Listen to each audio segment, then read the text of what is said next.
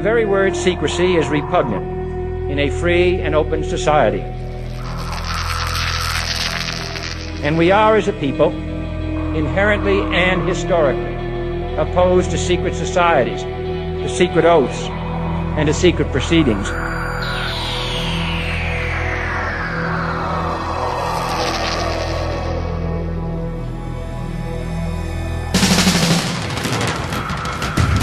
The questions you always had, the answers you were never given, the place to seek the truth. Welcome to Veritas.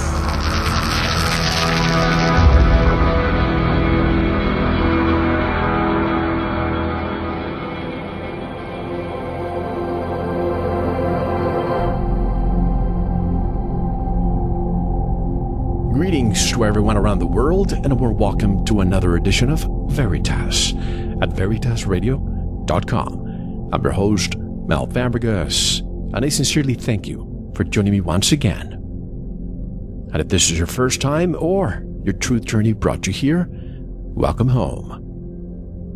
And to listen to tonight's full interview, you know what to do by now. Just go to veritasradio.com and subscribe. You are what keeps us alive. You'll get your login immediately and you'll be able to listen to hundreds of hours of truth. And to upgrade your life, like I have upgraded mine, go to sanitasradio.com and listen to what we have to offer there. 2 radio programs, great information. And if you want to get in touch with me, you want to be a guest on this show, have a guest suggestion, or simply have feedback, I always love to hear from you. Click on the contact button of our website. Let me begin this interview by stating that I have no attachment to the flat earth. I have no attachment to the oblate spheroid, and even to this sphere. If our home is any of these, so be it. I wouldn't be surprised of any. What I continue to be surprised and suspicious of are the people who continue attacking those who simply ask questions. I recently attended a conference that deals with the most open-minded topics you could possibly imagine. However, when it comes to the flat earth topic, it was a no-no. Look, I can't say I blame people for thinking this is the most absurd topic under the sun, or the firmament rather, but you open-minded people who discuss aliens, UFOs, reptilians who ruled the world, Bigfoot, and the rest of it, why do you continue telling us to stop looking into this? Those of you who study the pyramids and ancient civilizations, you venerate these ancient ones, and rightfully so. And some of these very ancient ones believed the earth was flat. Why do you then continue looking into their achievements if the notion of a flat earth is so absurd and it's what they believed? And those of you who continue writing to me saying the ancient ones knew they lived on a sphere, how did they know? Just because you see a sphere above you doesn't prove you are standing on a sphere. You can still play pool on a flat table and basketball on a flat court. At any rate, I digress. Tonight's special guest is a veteran of this program, so he doesn't need a formal introduction. Directly from Bangkok, Thailand, I'd like to welcome Eric Dubé. Hello, Eric, and welcome back to Veritas.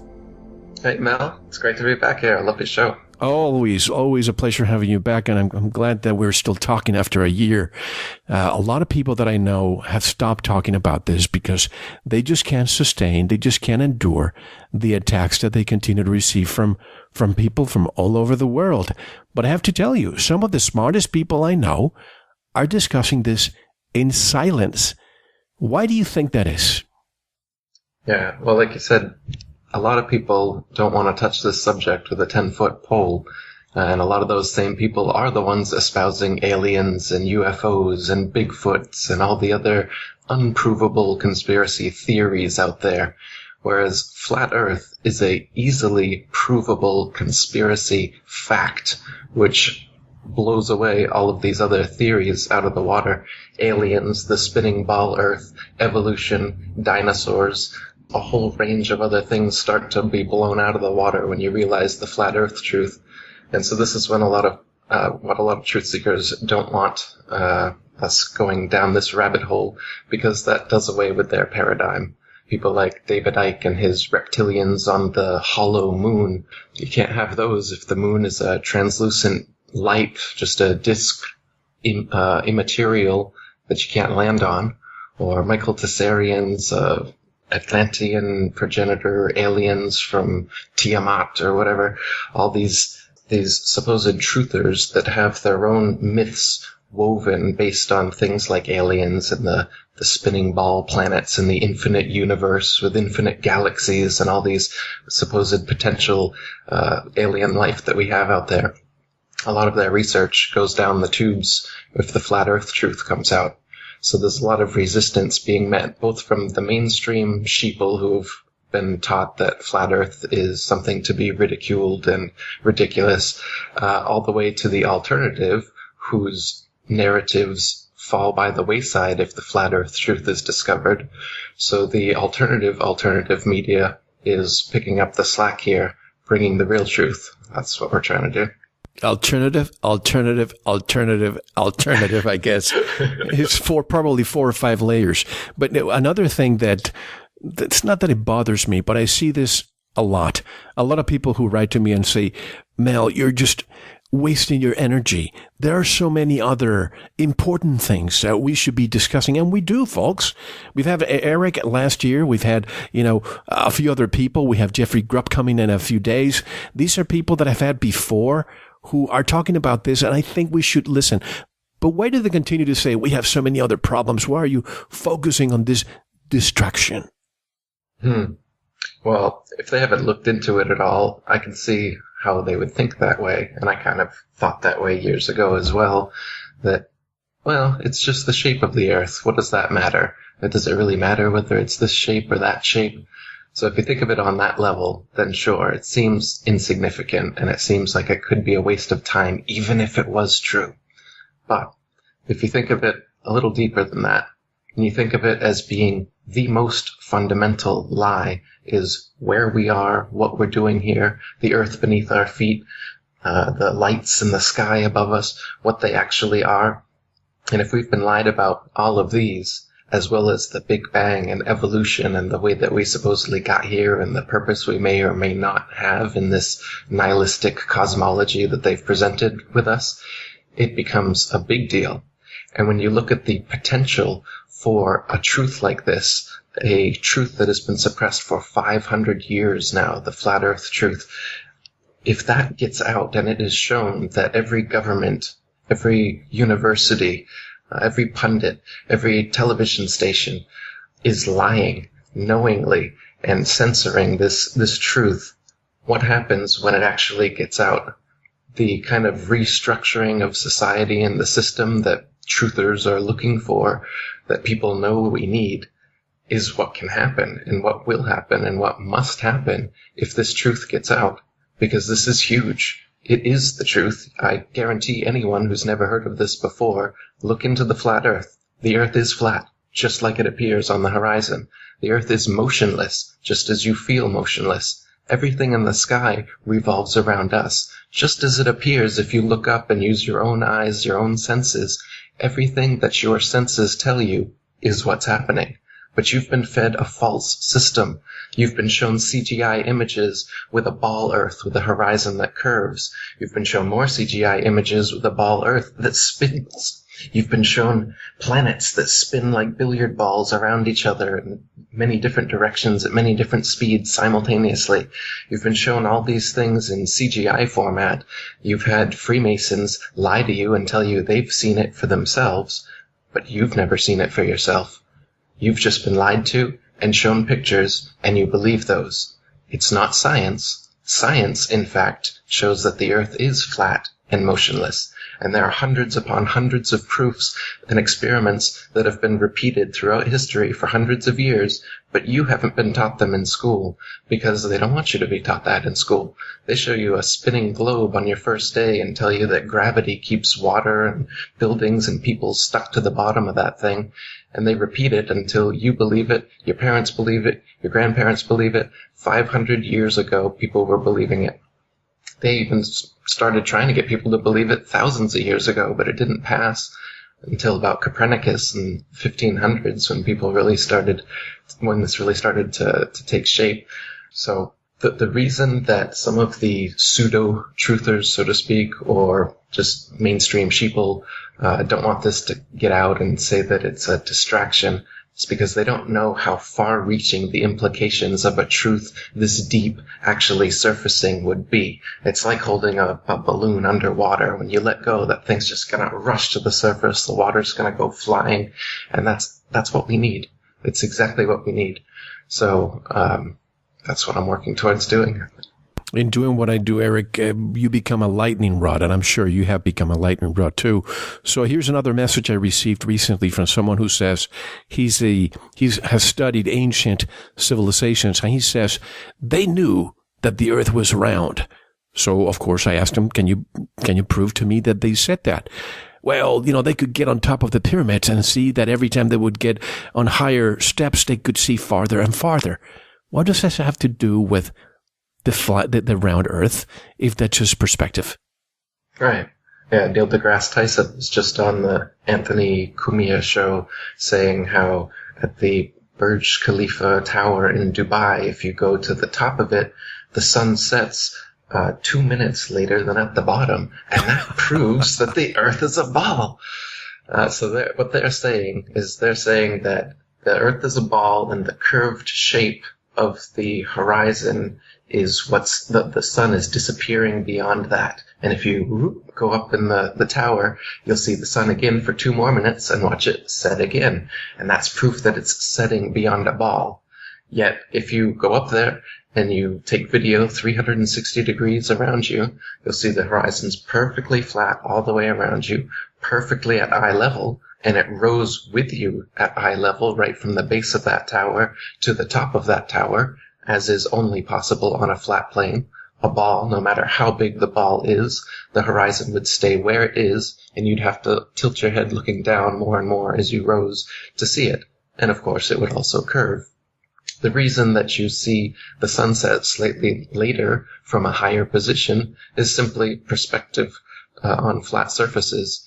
If you rise even higher than that, then you'll see even farther as well. They don't seem to mention that.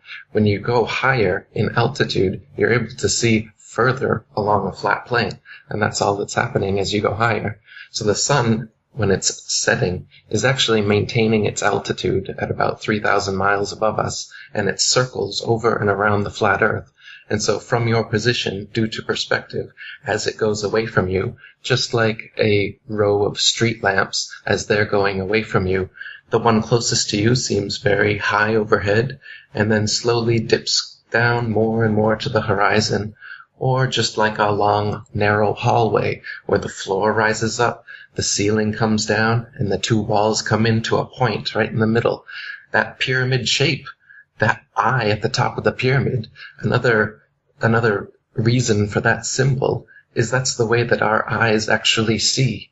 Our eye sees in a pyramid-type shape like that, and the sun setting down on the horizon like that is simply an element of perspective. And when it goes beyond the horizon, it's not setting beyond the curvature of a ball Earth. It's simply gone beyond the vanishing point of perspective from your point of view, which is what the horizon line is. It is not the curvature of the Earth, as you've been taught.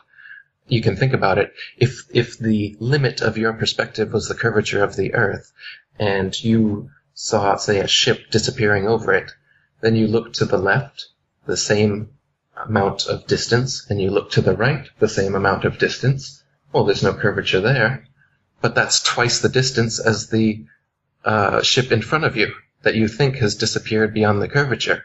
And then to double check this, you can take out a pair of binoculars, and you'll see that that ship that disappeared beyond the horizon over the curvature of the Earth magically comes right back totally into view, hull and all. And that's because it's simply gone beyond your perspective, which you can bring back into view with technology or by gaining altitude, like by going up in a tower. So this is all just an element of perspective, and tricky Masonic magicians are trying to get you to think it's based on the curvature of their spinning ball Earth, when it's nothing but perspective. It was December 7th, 1972, where we saw the quote-unquote blue marble, the image taken by allegedly Apollo 17. But I've always had a problem with that picture. Not with that picture, that photograph in particular, but because of so many new ones have made its way to me, and they're all so different. The United States looks so much bigger now. Africa looks so much smaller now. What's happening? Are the tectonic plates changing so much that when we take pictures now, the land mass has changed? Or is it just pure CGI all along? That's a good one. Yeah, the tectonic changes are causing the CGI pictures to become very different as the years go on. That's a good point. Take a look at these images coming from NASA and RASA and JAXA and all these different space agencies, the Chinese, the Japanese. Some of these are even worse than NASA, and you'll notice how clearly fake they are, how obviously Photoshop CGI they are. And when you compare them to one another, you'll notice these impossibilities, like the water always being different shades of blue every single picture. The size of continents changing from picture to picture. One time, North America filling up the entire picture. One time, it being just a tiny little speck on the upper part. You'll have on the animations, you'll notice that the clouds almost never move. You'll see a spinning ball Earth with the exact same cloud formations for 24 hours. Take a look at these anomalies, not only on the pictures of the Earth, but on the pictures of the moon, because we've never been to the moon either. NASA's moon landing hoax is all about going far enough away, supposedly, that they could turn around and take a picture of this spinning ball Earth they've been talking about for 450 years and say, hey, we were right. Look at that. And the raging debate that had been going on since the late 1800s from Samuel Rowbotham and the other flat earthers then was almost in an instant put to rest by this so-called photographic evidence in an age where most people believed we went to the moon because they heard it on the radio. Nowadays, we have computers, we have Photoshop, we can see these things. You can see anomalies in the original NASA images just by putting them into Photoshop. For instance, you will see many of the images of Earth supposedly taken from the moon have artifacts, rectangular artifacts around the Earth directly embedded in the image, proving that the image of the Earth was actually cut and pasted in a computer program and put there that way. Otherwise, there wouldn't be a rectangular splotch of blackness around the Earth in space. There's also images where you can see the shadow of a ceiling above the rover as it's taking off from the moon, because it's simply being lifted by a crane overhead in a studio. Many of these things, these have all been exposed. This is common knowledge amongst us educated conspiracy folk that you like to ridicule and laugh at and call stupid flat earthers. But this is just a fact. You can't land on the moon. There's nothing to land on. It's just a light. And I can prove it to you right now. Go out on any afternoon and look at the moon. You'll see the blue of the sky through the part of the moon that isn't illuminated, proving that it couldn't be a solid sphere to land something on, but that it's just a light and you can see through it. People have photographed stars through the moon. You can see the blue of the sky through the moon during any waxing and waning cycle. You can see for yourself that it's a light, and it's casting its own light, unlike they tell us that it's a reflector of the sun's light. You can prove that its light is different from the sun's light. It's cold. If you take a thermometer and put it in the shade and another thermometer and put it in the direct moonlight, it's actually colder in direct moonlight, and the thermometer will go up in the shade, the exact opposite of the sun. It's like the yin-yang. If you picture the yin-yang symbolism in Chinese astrology, it's the sun and the moon circling around and over the flat earth. The yin and yang is everywhere in nature, in fact. The male, female, inhale, exhale, good, evil, up, down. But they do away with these things. They say there is no up and down, that everything's just relative. They say there is no good and evil, that they're all about moral relativity. They say there is no sun and moon yin-yang aspect. because the sun is actually really, really big and really, really far away, and the moon is really small but a bit closer. And from our faulty perspective, it just looks like they're exactly the same size in the sky.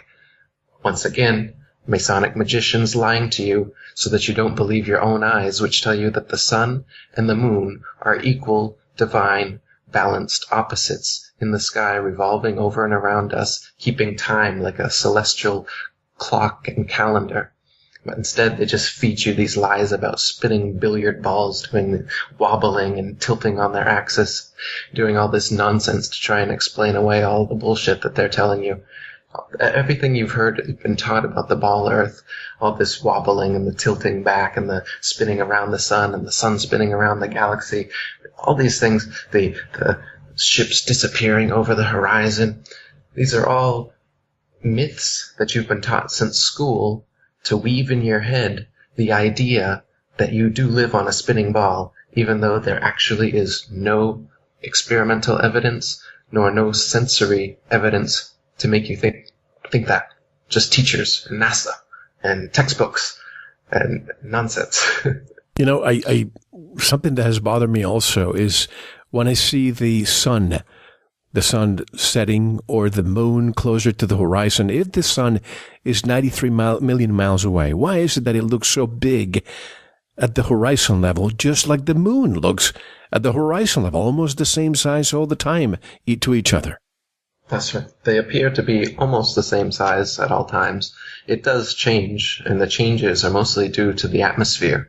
So I can show you a picture of the sun setting in the desert where it's very dry, and you'll see the sun shrink and shrink into a tiny, tiny pinprick before it disappears into the horizon.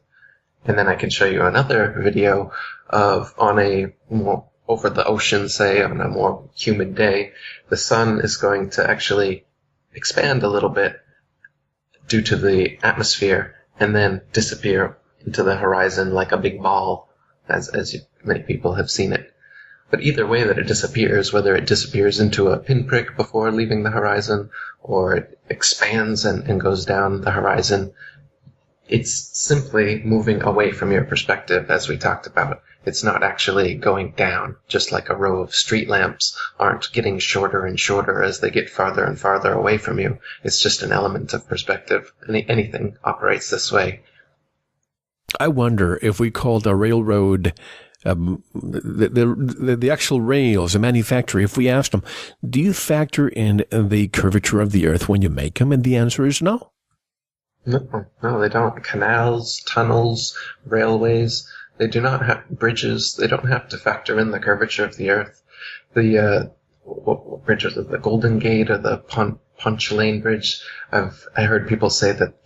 They say they factored in 2 inches for the curvature of the Earth. That's one of the only ones I've ever heard people claim that they factored in curvature. But even the Suez Canal and all these different canals, railways, they admit that there's no allowance given for curvature. There's quotes in flat Earth books for centuries from surveyors and engineers attesting to this. So, and of course that 2-inch one is a joke because the bridge is so long that the actual supposed curvature on their 25,000 mile circumference ball Earth would be, I can't remember now, but many, many, many feet and not just 2 inches. So they can't even get their fake math right when they try to pretend that they factor in curvature. If we are spinning at 1,000 miles per hour, should most of the water, our oceans, cover the equator? Why is it that instead most landmass appears close to the equator? Shouldn't water be around the equator? Take a wet tennis ball and spin it. I guarantee you, folks, most of the water will move to the middle or the equator. Right. Yeah, their idea of a spinning ball and the actual alignment of things on the Earth doesn't fit too well. They try to say that it's an oblate spheroid, and that's to silence people that have objections like yours. Then show me a picture. Show me a photograph of the oblate spheroid. Oops! All our pictures are spheres. We'll get right on that. And then, of course, when you point out that you can see Polaris from the southern hemisphere, and that the southern hemisphere is actually bigger than the northern hemisphere, they say, well, it's a pear-shaped oblate spheroid bulges out under the pole, under the equator. Yeah, that's it. And once again, well, show me the pear-shaped oblate spheroid then. Now, all they've got are these clearly fake photoshopped CGI spheres. Not the oblate spheroids, not the pear-shaped spheroids that they tell you about to try and cover up all these refutations that people come up with. But that's what you get. And of course, not only would, on a spinning ball, would everything gradually come towards the center, but also it would just fly off. Anything that's tried to stick to a spherical surface, even if it's not spinning, falls off. They say that there's this magical force called gravity, which allows by big masses, by virtue of their big mass alone, to create a force that attracts other smaller masses to it. Okay? Like a magnet? Yeah, but it's not a magnet. It's everything. They say everything has this force. Okay, show me something that's not a magnet that does this. No, they can't show you a single thing. They say, well, there's nothing big enough until you get to the level of like moons and the Earth and the planets, stuff like that. Then stuff is big enough to cause this attraction we're talking about that causes the water and you and the buildings and everything to stick to the bottom of this 1,000-mile-per-hour spinning ball. But no practical examples of it whatsoever. They can't show you any mass by virtue of its big mass alone that causes even a dust bunny or some tiny, tiny small mass to stick to or orbit around it the way that they say gravity causes masses to do to other masses. So really, this gravity theory is just an illusion that they've told you to make you believe that it's possible that the oceans could be curved around a spinning ball like this, and that you could be in Australia upside down and experience yourself as right side up and never fall off. These are all just ways to make you stop believing your eyes. It's pseudoscience to remove you from the actual known science for thousands of years, which is that things fall or rise based on their relative density. It has nothing to do with gravity. If something is more dense, then it goes lower. If something is less dense, it just moves higher. If you've got a helium balloon, how come gravity doesn't bring that down to the Earth? Well, because the helium is lighter than the oxygen and nitrogen and other elements in the air around it, so it naturally rises. Oh, but then you hold a rock and let it go, and the gravity is what causes the rock to drop, right? No, it's the relative density. The rock is denser than the air, so it falls. That's it. You've been taught a stupid science that tells you that gravity, this big G, the G in the Freemason symbol, all these Freemasons are telling you, gravity is their God. That's what the G is. Their gravity is what created the Big Bang. Not God, gravity. Gravity somehow made everything just explode and then turn into spinning spheres around each other. And then gravity causes the ocean's tides to pull up. And gravity causes you to stick to the ball Earth. But mosquitoes and bugs and everything can escape gravity. Helium balloons can escape it. Think about it. It's what I'm saying. There really is an up and down in nature. Light things go up. Heavy things go down. That's it. Gravity is bullshit science to make you believe you're on a spinning ball. Last year, we briefly discussed the EPIC, the Earth Polychromatic Imaging Camera and Telescope. You know, that little image that makes NASA feel so smart. I got to tell you, folks, I think the powers that want to be, they want to have intellectuals. They want to bring them to their colleges and universities, give them PhDs so they can be brought to their silos. What they don't want is renegade, inquisitive minds, people who question what they're telling us, like that picture of EPIC showing us the Earth from 1,000,000 miles away. And they confirm it's an animation featuring actual satellite images. But the question is, once you see that laughable moon go along for hours, not a single piece of cloud moves. And I'm sorry, but I just can't believe those quote-unquote intellectuals out there don't question that. Absolutely. And why don't they question that 1,000,000-mile internet connection that allows us to receive those pictures? Where's the patent for that? Why aren't internet service providers using some of that technology? My Wi-Fi cuts out right away. I'm not close enough to a hotspot, but they're able to get super moon animations from a million miles away. And what is this about them saying that they have to splice the satellite images together and it's actually an animation and all this stuff? It's a backpedaling liar. Don't you know a liar when you see one? When you catch out a liar and a lie, do they just go, "Oh, yeah, you got me. We don't have million-mile internet and it's clearly a bad cartoon."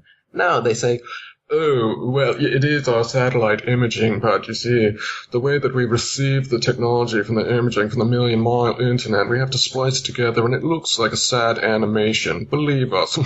Smart talk. Yes, exactly. It's all smart talk. And even, I drive 3-4 hours in the desert coming to where I am now in Mexico, and I lose cellular communication for about 3 hours. And I'm thinking, in the 21st century, when we have quote-unquote probes leaving our solar system and transmitting almost at the speed of light to us. Yet I'm here in the desert and I cannot get cellular signal. But anyway, I was telling you offline that we took a sunset cruise a couple of days ago. And in the sunset, I've mentioned this before, how from my house I can see 80 miles away the coast of Baja California. So I went to the captain. I was holding some binoculars, and I asked the captain, "Hey, Captain, can you tell me what that is that we can see only now in the afternoon because he can't see it during the day?" And he said, "Oh, sure, that's the tip of Baja." And I said, "Really? You think that's just the tip? Why don't you look through these binoculars?" And he couldn't believe it. He saw from the bottom of the bottom that meets the sea all the way to the top. And he looked at me and he couldn't explain it. I just love to see their faces when these people who, are navigators and so on, all of a sudden are confronted with something they had no idea was in front of their faces. Absolutely. It's the same thing as the ship disappearing over the horizon. You can bring these cityscapes that are supposedly refractions of light, like the Chicago skyline that made a big stir 60 miles away. Oh, it's just light being refracted. Well, use the binoculars and you can see all the way to the base of the buildings. Again, this is an artifact of perspective, that the things closest to the horizon disappear before the things farthest away. So the hull of a ship going away from you disappears before the masthead. But by using binoculars, it comes fully back into view. Just like a person walking away from you, their shoes and their ankles and then their knees and the rest of their legs are going to disappear before their head does. But that doesn't mean that they're walking over the curvature of a ball earth, and you can prove that it's not the case with binoculars, telescope, or zoom camera, and bring the entirety of their legs, or the bottoms of the boats, or the bottoms of the cities, all the way back into view, and then, watch the faces of the people that thought they were going to get just the tip. Are you telling me that the Chicago skyline was not a mirage? It wasn't. They're lying to you, Mel. And people don't question if it's a mirage. What is it really reflect? Where's the reflection? Where's the mirror? I mean, you can see in the desert from far away. You see mirage. You think it's water, but that's just the heat rising from the bottom of the hot pavement. But to see in the distance the top of the Sears Tower and call it a mirage, honestly, these people think that RQ is just one of a lettuce. Well, and people will say, well, why can't I then see the top of Mount Everest then from That's where right. I am? Yeah. Well, because we've been taught that our eyesight is infinite.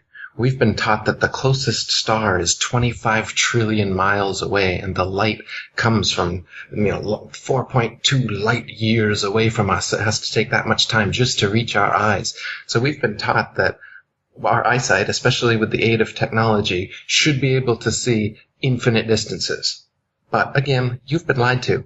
The stars are not that far away. You can zoom in on them with a P900 83 times zoom camera, and they are right in your face, looking like a prismatic, constantly changing disco ball of watery electricity.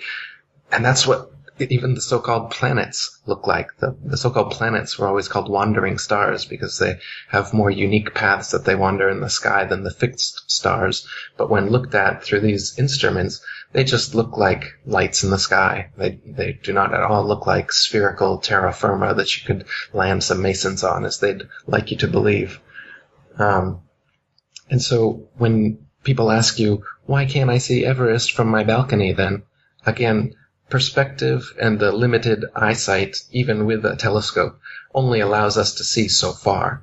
The Earth is flat, but it's not completely flat. There's valleys, there's mountains, and you can only see so far before the converging skyline and the uprising ground meet on that horizon. Using a telescope, zooms it in and you're able to see a bit further. But thanks to the atmosphere and just the limits of our perspective and based on your altitude, you can see a lot further. Like if you take a balloon up, 20 miles is about as high as we can get an amateur balloon. You can see for hundreds of miles. Again, because of altitude and perspective, not because you're somehow seeing over the curve of the ball, because you're not. Because you can see in those high altitude videos that the horizon has risen 20 miles up to your eye level. Again, impossible on a ball, no matter how big the ball is. And it's flat, 360 degrees around. So you're not just seeing hundreds of miles now because you're seeing over the curvature of the ball. No, your perspective is now greater because you've attained a higher altitude. And if you have a telescope from that altitude, maybe you could see Mount Everest. Nobody's actually tried that experiment. But as far as, seeing the Antarctic ice wall from your balcony, no, I mean, our eyesight is limited, and you've been lied to about how far light can travel. It can't travel trillions and trillions of miles, and the stars aren't that far away anyway. Plus, you have plenty of dust particles that prevent you from seeing so far away anyway. But, I saw somebody ask the other day, so where did John Glenn go on February 20th, 1962? What is the flat Earth explanation? Where do you think he went? We know he orbited the Earth. And this has been well documented. So does that prove anything? The fact that you're saying well documented and, these theories that they call 100% correct, can they prove it? Can we really prove anything beyond our planet if we can replicate an experiment in a controlled environment? It's just like we know the steel recovered from the World Trade Center was shipped to China. Of course, there was nothing there. Those towers dustified, but the lie was repeated so much that I even believed it. And even when I had Dr. Judy Wood on the show, and I said, what about the steel that was shipped to China? That's something I was told and I believed. This is what the media told. This doesn't make it a fact.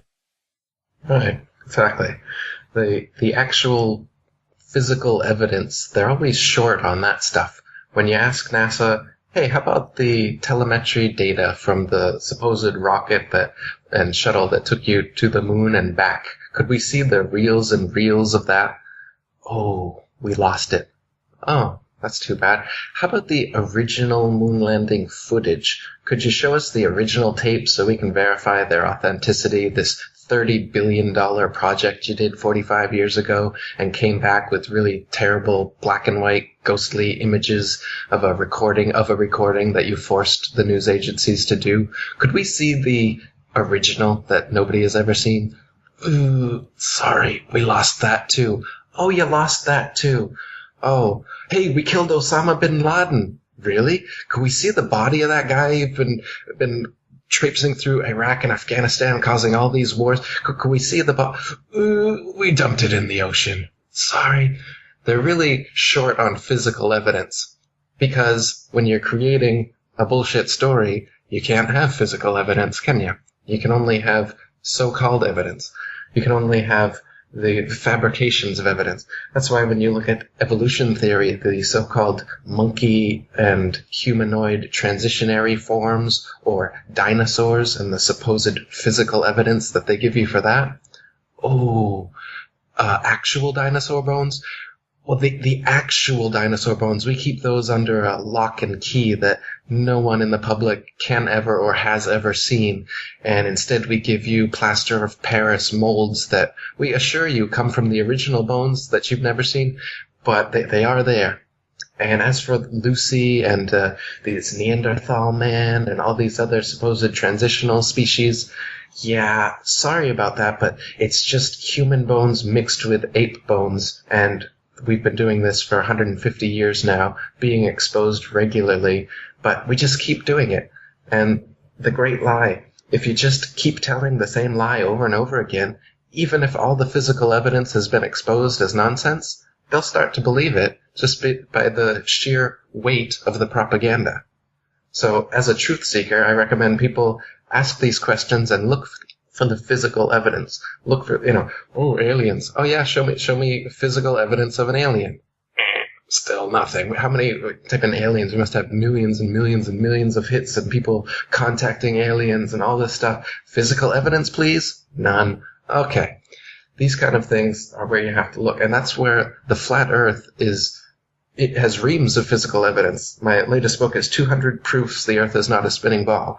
I came up with 200 because William Carpenter came up with 100 back in the 1800s, and I wanted to double it. Somebody else could double mine. When you're dealing with the truth, you can come up with as many proofs and experiments and evidence as you want, and that's what you're going to find for the flat, motionless Earth. And again, this is why they don't want you using this method of discernment. They want to keep you in la-la land based on testimonials and hearsay. They don't want you doing actual science, looking for actual physical proof of things, because that's when you really start to get to the bottom of these hoaxes. I'm just laughing because I've said it many times for years that my wife is in a totally different wavelength than me when it comes to all of this. Like the captain the other day, when I asked him the question, she knew why I was asking. She was rolling her eyes. Or we went in, a few months after we did our interview, and we discussed a little bit of the dinosaurs, which I'd like to discuss more later. But we went to the Museum of Natural History in New York back in October or November.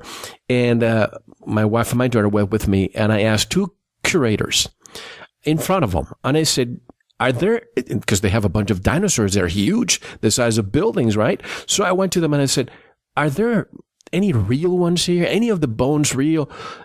And my wife was like, how dare you ask that question? They are real. Look at them. And both of them said, no, sir, those are, as you say, plaster. And I said, what's the reason? Why can't you just, because of the elements, and we don't want people touching them, even though they have, ropes around them, you can't touch them. But just to avoid the historical value, we need to put them away somewhere. And I'm thinking, where the hell do you have these huge bones? Where's the warehouse? I like to go see. So do they have real bones somewhere? No, I mean, even longtime paleontology students have come out saying that they're trying to get a glimpse of these, but because they were critical of the establishment, they aren't allowed to see them either. Basically, it seems like unless you're indoctrinated enough, or unless you've been brought into the secret societies and told the truth anyway, that you're not going to get into the higher echelons of this kind of stuff anyway. So, people like Neil deGrasse Tyson, he knows the Earth is flat and motionless. He's a Freemason, and he's doing a job, an acting job, where he propagates this deception onto you guys. And the high-level dinosaur people, it's the same thing. They know that dinosaurs don't exist. But the bones, supposedly the real bones, are kept locked away, but they just give you plaster of Paris. If there were real bones, you could put them behind, solid, bulletproof glass, whatever you want, but show us the real thing. No, they can't do that. But they show us petrified wood. I mean, lunar rocks. That's right, which have now come out to be fake, right? These moon rocks that Neil Armstrong and Buzz Aldrin gave to museums around the world have now been scrutinized and found to be just petrified wood that they've dug up somewhere. So, yeah, these things, they've been exposed as complete hoaxes, but the public is still being duped by things like museum displays of fake bones and whatnot to make us believe that we evolved from giant reptiles. So what dinosaurs do for the evolutionists is they provide the stepping stone from lizards and fish and non-flying things to flying lizards and then reptiles turning into mammals. See, they've got these links in the supposed evolutionary chain that they don't have fake answers for, so they've had to come up with them along the way. And so, they say that the Big Bang happened and everything came from nothing for no reason due to gravity, their God. And then all of this explosion, which, unlike most explosions which destroy things, this explosion created things. It created everything somehow out of nothing. So it's a creationary explosion. And then all this debris which came out of nowhere and nothing. And now, what is this debris? What is it? It's the lighter elements, I guess. Hydrogen, helium. Okay, whatever. And then somehow they become greater elements and bigger, heavier elements, and they start spinning around and they become these planetoids, lifeless. Oh, but then somehow water forms. The elements come together, and somehow with an intricate, meandering of these elements, consciousness and life and intelligence somehow comes into play. Oh, and now there's living organisms, and then somehow they reproduce. Oh, there was 2 of them, and they had sex somehow. They just simultaneously manifested, I guess, and now sexual reproduction started happening, and then the species started changing. And they had 2 males that reproduce. How is that? Right. How is there 2 of anything? How is there 1 of anything? They can't explain that, but they just skip over that in 1 sentence in your textbook and hope that you don't ask questions. Oh, and okay, so then it's multicellular organisms, and then it's a fish, say, in the water somehow. Okay, now we're up to fish now. And then the fish somehow crawl up onto land, and they don't die like every fish you've ever seen that jumps out of the water. Somehow it lives. It transitions its gills into lungs. It mates. Somehow the offspring live, and then the offspring have magically mutated into air-breathing fish-like amphibians now. And then the amphibians turn into reptiles, and then we got to get them flying. Okay, that's where the dinosaurs start coming in. We got a flying pterodon, pterodactyl, terrorist. We like that word, terra. Terra means earth, the earth that we lie about. So it's a flying dinosaur. And then they got dinosaurs that supposedly had feathers that they're trying to convince you of. Feathers that fossilized 65 million years ago. And now we have proof that dinosaurs were the evolutionary link to feathered birds. Again, these have been exposed as hoaxes if you look into them. I won't get into it here. But then, suddenly, a meteorite comes. And what does the meteorite do besides reinforcing their bullshit spinning ball infinite universe? It does away with all of these supposed dinosaurs that existed. And cockroaches and frogs and other lizards and all the other stuff that's still alive today, those were able to survive the meteor.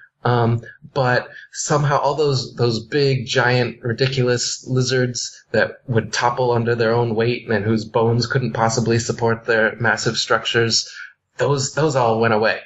Except for some bones which paleontologists find, not normal people, not everyday people tripping over them for thousands and thousands of years, but just interested parties for the past 150 years, the first dinosaur bone discovered shortly after the idea of evolution was introduced. So it's just a convenient, these supposed transitional forms, dinosaurs, the ape man, human man, all this stuff.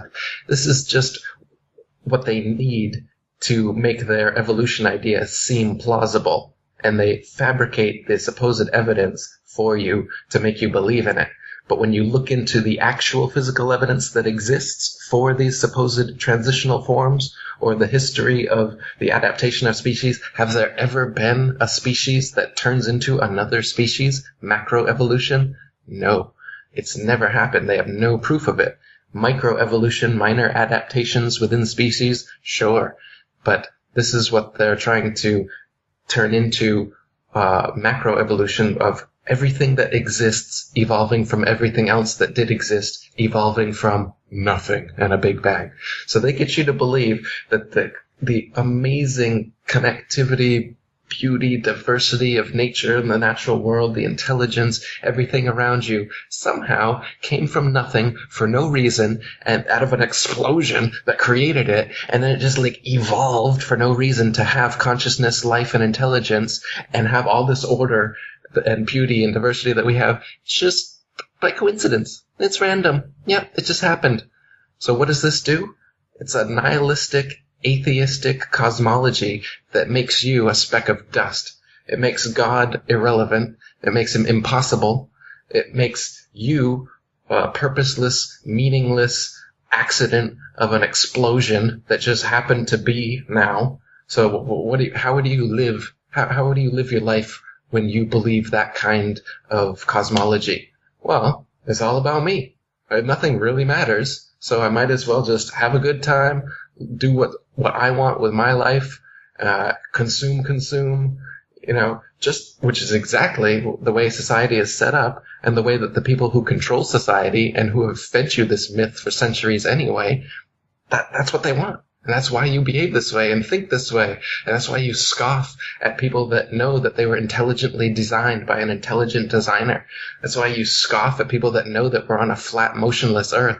And you laugh your hearty spinning ball earther laugh where you think that you know something because you've seen CGI pictures and you believe that that guy, Neil deGrasse Holt Tyson.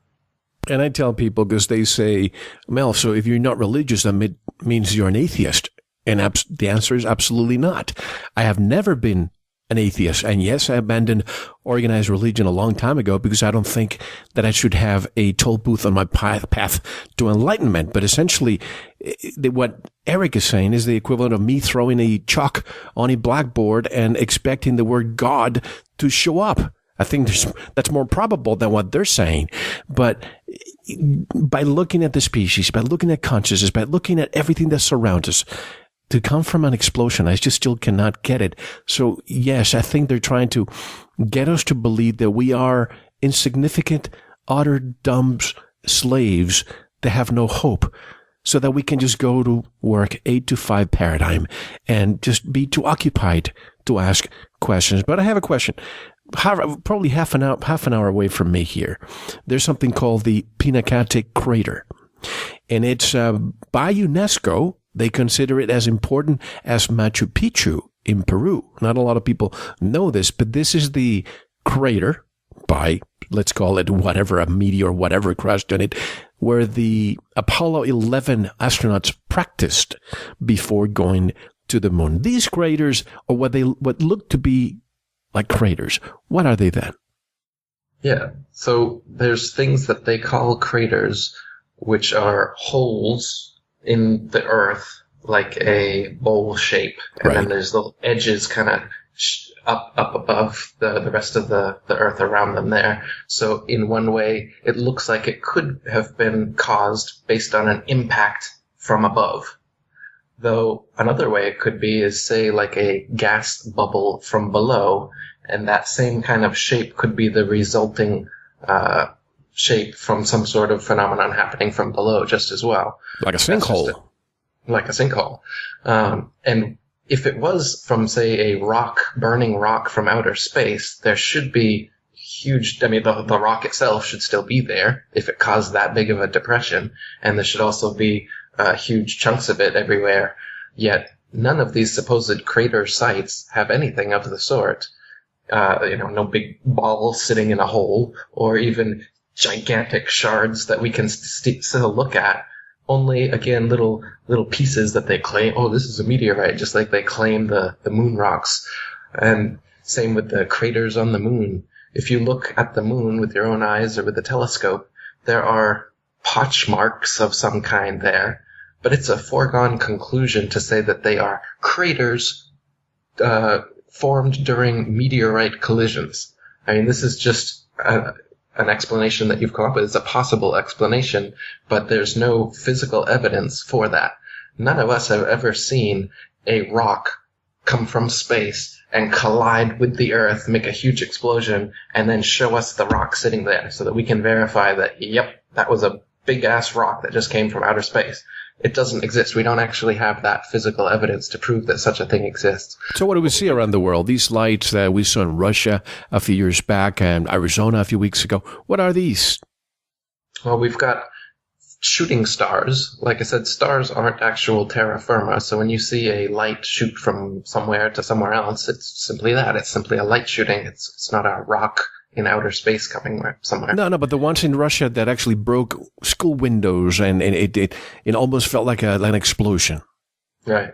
And then you've got these ones where you can see mostly from Russia, it seems like, from dashboard cams, you'll see these burning balls of something coming, and they've even crashed windows and something. These, I think, are some sort of military thing that they're shooting to make us believe that meteorites exist, because they're always coming down at an angle like they've been shot from a plane.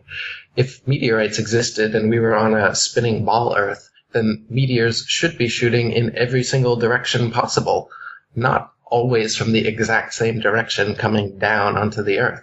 There should be meteorites that go upwards, and ones that go diagonally upwards, and ones that go horizontal, and every other type of way. But we don't see that. So I'm quite skeptical of meteorites or asteroids or any sort of thing that they claim is up there floating around and comes down here and destroys dinosaurs, their other myth. They like to use their myths in conjunction like that. Two more questions. No, I'm sorry, finish your statement. So as far as the Russian ones, I would tend to think those are some sort of military experiment, some sort of weapon or something like this. Because you don't see them all over the world, you just see them there. It seems like it might be something they're working on. And the craters, not sure what those are formed from, but again, not seeing the evidence that they're from rocks falling from the sky. And for shooting stars, they say that those are comets, or that's another one. They say comets or whatever are asteroid rock formations that circle around us every so many years. But if we're spinning around the sun and the sun's spinning around the galaxy and all these motions are happening, why would comets have regular revolutions that we would see in such a cosmology? If the Earth was actually making all of those motions, we shouldn't ever come up across the same comets again. That makes more sense in a geocentric cosmology where everything in the heavens is revolving around us so that it could return at a regular time, like Halley's Comet or something like that. What about the Tunguska event in 1908 in Russia? What do you think caused that? Was that the supposed teleport? No, that was the Philadelphia experiment. What's the Tunguska one? It's an event. It was a large explosion that occurred near the Tunguska River, and it basically burned hundreds and hundreds of acres of forest there, and people as far as England saw the light. No, I haven't looked into that one. I'm not sure about that. That's fine. And just two more items before we take a quick break. Recently, you probably have seen these images of the Mars. Somebody pointed me into this. The Mars rover in Greenland. Google images showing, how do we know? First of all, there may be, if Mars really exists, there may be some rovers there. But now that I saw these images of rovers in Greenland looking just like Mars, how do we know that these rovers are, in fact, not somewhere in a desert in California or Greenland or somewhere else on Earth? Exactly. Yeah, the Martian landscape looks incredibly like the hills of Arizona or Australia, right, or Ireland. Yeah, and if you just remove the red tint that's been added to these pictures in Photoshop, you'll see it looks exactly like the Earth. And they've just been After Effects to make it look kind of alien, as they do. But yeah, all the Mars rover shots, I mean, some of them are just straight up animations. They're not even video. The video are all filmed here on Earth, just like the moon supposed landings. You can see that they use the exact same backgrounds over and over and over again on the different missions, and on the same missions where they say that, today we're 5 miles from where we were yesterday, and then you line up the mountains and the hills in the background, and they match exactly. They overlay perfectly, showing that they're in a relatively small studio, having to use the same backdrops over and over again, but shooting them from different angles and from different distances to try and give the illusion that they've covered great distances on the moon. But again, with your third eye and a little bit of physical evidence, putting them next to each other, the angles, ups and downs of the mountains and hills trace each other exactly. Just like the gravity on the moon, which is supposedly 1/6 of the fake gravity here on Earth, causing the astronauts to move in that slow, floaty type of way. When you speed the footage up to 2 times, you see that they're in regular, normal atmosphere, gravity, whatever you want to call it, and they're just bouncing along or in their little buggy going along, kicking up dust at the exact same rate it would here on Earth. They've just slowed it down in post-production to make you think it's more alien again, just like the red tint in the Martian photos. So it's all Hollywood stuff. This Martian, they're going to send someone to Mars. They found water on Mars. There's a pyramid on Mars. There's a face on Mars. Yeah, a Photoshop face. Yeah, Photoshop pyramids. Yeah, Richard Hoagland goes on CNN and you believe it because it's some supposed NASA insider exposing it, right? Yeah. That's the way to get the propaganda to really sink in. You give these whistleblowers to come out and you make them into heroes that are exposing this information that only they have on the inside, right? And that's what us conspiracy theorists love. We love a good whistleblower, and we think that is actual truth and proof. But this is what I'm saying. This is the kind of evidence that we need to move away from. That's hearsay. When you have some supposed expert coming out and giving you information that only he has and that only he can confirm, that's called hearsay. It doesn't matter how much of an expert he is. We need physical, tangible evidence, stuff that you can put your hands on and prove. And again, that's why these kind of pundits, these kind of whistleblower, insider, conspiracy guru types don't want the flat earth truth coming out, because then you can prove for yourself that their claims are nonsense.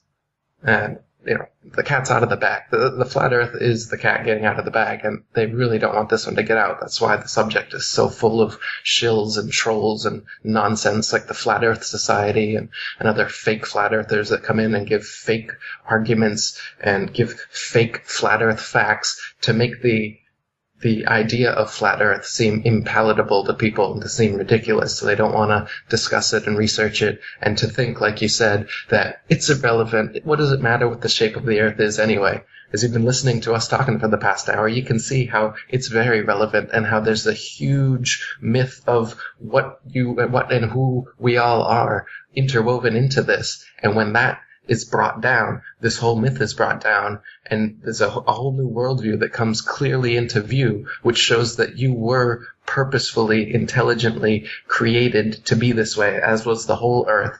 And it's obvious. You've been blinded from that obvious truth to think some nonsense that everything could come from nothing for no reason and create everything that you see before you. You've closed your eyes to reality and opened your ears to Freemasons. That's it. That's all that's happened. And when I think of Lenin, I think of his quote, "The best way to control the opposition is to lead it ourselves." So even with, I keep putting the metaphor of the comparison with 9/11.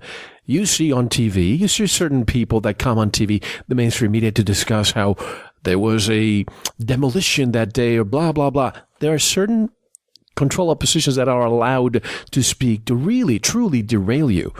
But the real ones, like the work of Dr. Judy Wood, you'll never see her on the mainstream media, because that is the scientific work of somebody with double, triple PhDs, with mechanical engineering, with interferometry. That is somebody who you want to analyze what happened. Everybody says, I want a new forensic investigation. Well, she already did it, but nobody wants to listen. So one last point before we take the break. This is Eric from the Daily Mail. On October 13th, 2015, a China Airlines flight landed in Anchorage, Alaska, with an extra passenger after an expectant mother gave birth to a baby girl more than 8 weeks early. The Bali to Los Angeles flight was forced to make an emergency landing on Thursday after a Taiwanese passenger's water broke 6 hours into the 19-hour journey. So, folks, get out your globe, and you will see that there is no way that Anchorage, Alaska, was anywhere near the route of the flight, which could have just easily continued its path straight to Los Angeles or landed in Honolulu. However, on the Flat Earth map, the same one that matches the UN flag, Anchorage, Alaska, is very near the route. And I'll take your comments on the other side, and we have so much more to discuss, including the dinosaur hoax. Eric, how can people buy your books, learn more about your work? Come to my website, atlanteanconspiracy.com, or the International Flat Earth Research Society forum at ifers.ace.st. My books are available on lulu.com as well as Amazon and most other major providers. You should be able to find everything, links from those three sites. Great, folks. Don't go anywhere. Eric Dubé, directly from Bangkok, Thailand, will be back with us for another hour. This is Mel Fabregas, and you're listening to Veritas. Don't go anywhere.